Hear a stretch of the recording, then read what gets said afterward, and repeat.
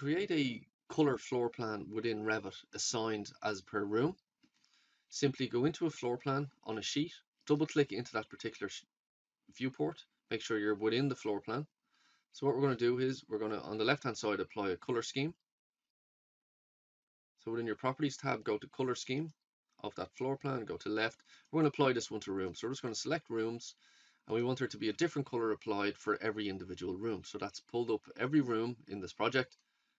So if I add a room in the project, there'll automatically be a line 28 here and another color that it will choose. So it automates the color selection. I can go in and edit these colors if I wish, but I'm just going to leave them for now.